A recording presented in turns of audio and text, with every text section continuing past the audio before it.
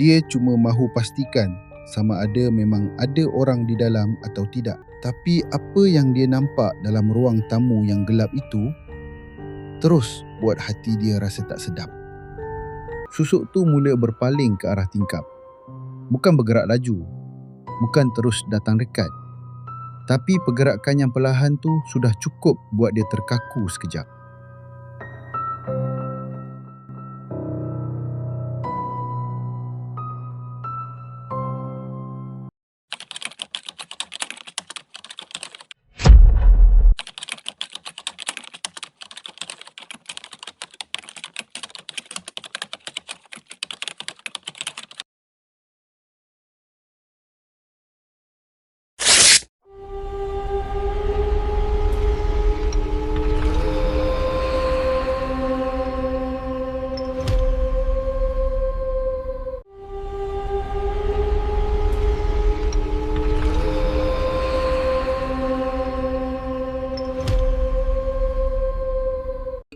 Hai kawan-kawan, apa khabar semua?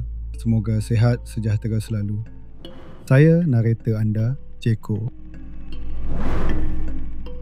Hari ini kita akan menyelami satu kisah misteri seorang rider penghantaran makanan yang bekerja shift malam dan satu pesanan terakhir yang buatkan dia tak mahu bekerja di waktu malam lagi. Sebelum kita masuk lebih dalam lagi, jangan lupa tekan like, subscribe dan kongsikan video ni kepada kawan-kawan yang suka kisah seram macam kita ni. Sokongan anda sangat bermakna untuk perkembangan channel ini.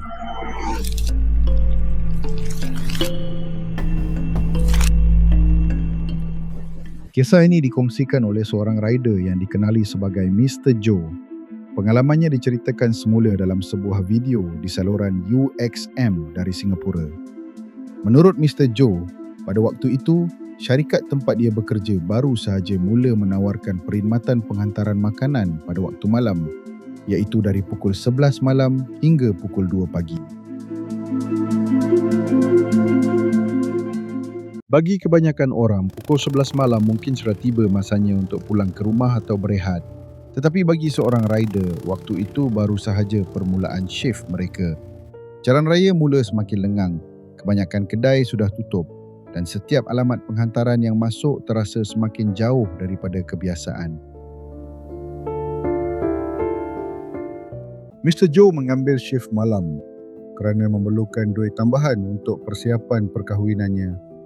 Walaupun kerja malam bukan sesuatu yang biasa dilakukannya, dia tetap cuba mengambil peluang tersebut. Pada awal, semuanya berjalan seperti biasa. Ambil makanan, ikut alamat yang diberikan, serahkan pesanan kepada pelanggan, kemudian bergerak ke lokasi seterusnya.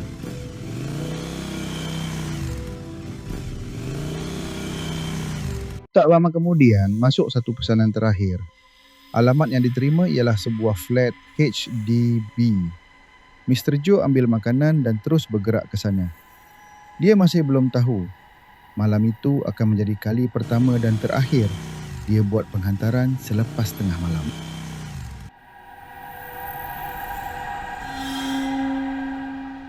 Selepas sampai di lokasi, dia masuk ke dalam bangunan tersebut, naik lift, kemudian mencari unit pelanggan seperti biasa. Bila sampai di depan pintu, dia ketuk sekali, 2 kali, beberapa kali lagi. Tapi dari dalam rumah tu, langsung tak ada jawapan. Waktu tu, Mr. Joe masih cuba fikir secara normal. Mungkin pelanggan sedang mandi. Mungkin telefon dia dalam mod senyap. Mungkin dia tertidur. Tapi, makin lama dia menunggu, makin sunyi lorong tu terasa. Tak ada bunyi televisyen, tak ada suara orang bercakap. Tak ada bunyi langkah kaki dari dalam rumah. Akhirnya, dia cuba melihat melalui tingkap kecil di tepi pintu rumah itu. Bukan sebab nak mengintai terlalu jauh. Dia cuma mahu pastikan sama ada memang ada orang di dalam atau tidak. Tapi apa yang dia nampak dalam ruang tamu yang gelap itu terus buat hati dia rasa tak sedap.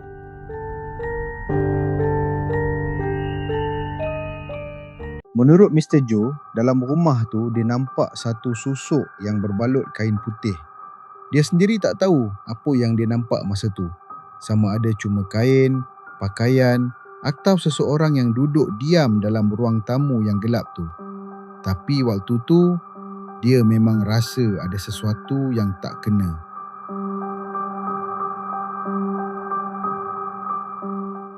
Selepas beberapa ketika, pintu tu akhirnya terbuka. Seorang lelaki keluar dari dalam rumah. Menurut Mr. Joe, lelaki itu nampak sangat marah. Cara dia bercakap pun kedengaran kasar. Macam dia tak suka saya tunggu terlalu lama di luar. Lelaki itu suruh dia hulurkan makanan melalui tingkap saja. Jadi Mr. Joe ikut arahan tu. Dia tak tanya banyak. Dia cuma nak habiskan penghantaran tersebut dan turun dari aras itu secepat mungkin. Tapi masa dia hulurkan makanan, mata dia sekali lagi tertarik ke arah ruang tamu. Susuk berbalut putih yang dia nampak tadi masih berada di situ. Kali ini, menurut Mr. Joe, susuk tu mula berpaling ke arah tingkap. Bukan bergerak laju, bukan terus datang dekat. Tapi pergerakan yang perlahan tu sudah cukup buat dia terkaku sekejap. Dia tak tunggu lagi. Selepas pesanan diserahkan, Mr. Joe terus beredar. Dia berjalan ke arah lift, tekan butang dan tunggu pintu lift terbuka. Waktu tu, dia cuba untuk tidak menoleh semula ke arah rumah tadi. Sebab dia sendiri tak pasti apa yang sedang memerhatikan dia dari dalam. Kalau anda berada di tempat Mr. Joe, apa yang anda akan buat? Terus hantar makanan macam biasa dan buat tak tahu dengan apa yang anda nampak? Atau terus lari lintang pukang turun ke bawah? Kongsikan pendapat anda di ruangan komen.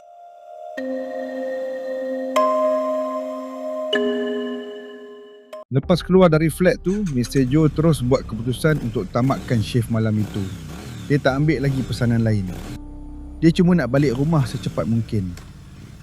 Tapi sebaik saja motosikal dia keluar dari kawasan flat tu, dia mula rasa sesuatu yang pelik pula.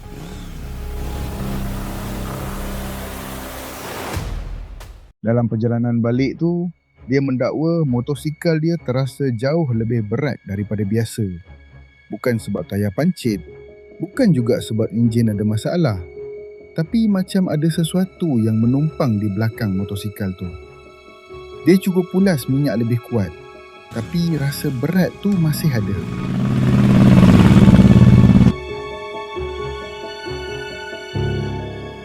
Dia mula rasa macam ada sesuatu yang ikut dari belakang.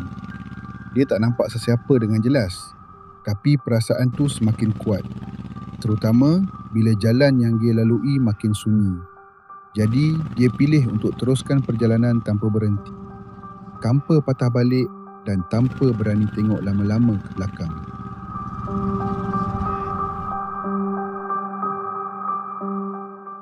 Dalam cerita yang dikongsikan semula, Mr. Joe mendakwa dia akhirnya nampak susuk berbalut putih itu macam sedang mengejar dia. Dia terus balik ke rumah. Masa tu, dia dah tak fikir pasal shift atau duit yang dia perlukan. Dia cuma nak masuk ke rumah dan tutup pintu.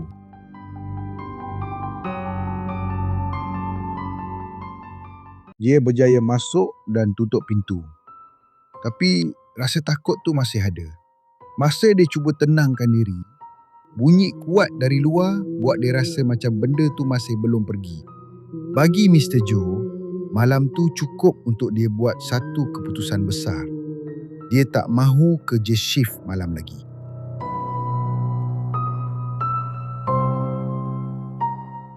Apa yang boleh disahkan, Mr. Joe memang ada berkongsi cerita ini dalam video UXM dan pengalaman tersebut turut dilaporkan oleh media Singapura. Tapi tentang susuk berbalut putih, motosikal yang terasa berat dan apa yang dia dakwa nampak dalam rumah pelanggan, semua itu kekal sebagai pengalaman peribadi Mr. Joe. Mungkin ada penjelasan lain yang kita tak tahu. Mungkin apa yang dia nampak dalam rumah tu bukan seperti yang dia sangka. Mungkin rasa motosikal jadi berat sebab dia masih dalam keadaan panik selepas kejadian di flat tadi. Tapi bila seseorang rasa macam sedang diekori ketika perjalanan balik seorang diri, memang susah untuk fikiran kekal tenang.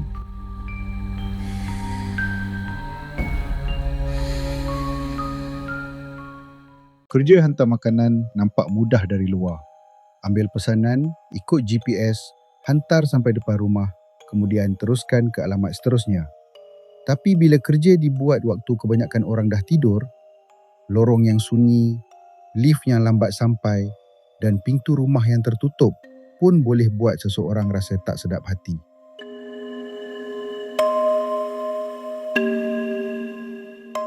Kisah Mr. Joe bukan bukti yang ada sesuatu benar-benar mengejar dia malam tu. Tapi kisah ini mengingatkan kita, kadang-kadang benda yang paling menakutkan bukan apa yang ada depan mata. Kadang-kadang, ia adalah perasaan bila kita sedar jalan di belakang kita terlalu sunyi.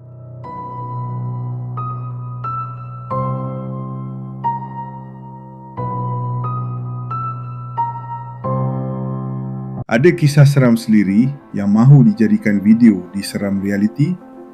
Hantarkan kisah penuh anda ke seramreality@gmail.com atau WhatsApp cerita anda ke nombor yang tertera di description box. Kami tunggu cerita seram anda. Kalau nak support channel ini, boleh tekan butang thanks di bawah video ini. Saya sangat menghargainya.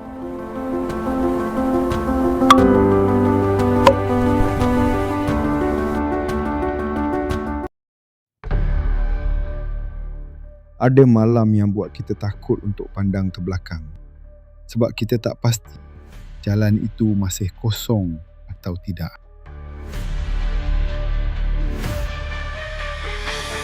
Malam tiba, sunyi sepi, bayang hitam menghampiri, dengar bisikan, rasa ngeri.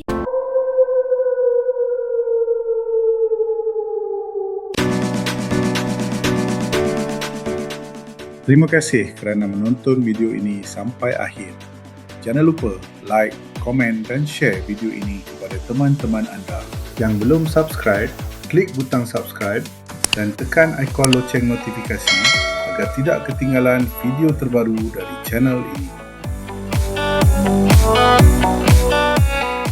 Sokongan anda sangat bermakna untuk perkembangan channel ini.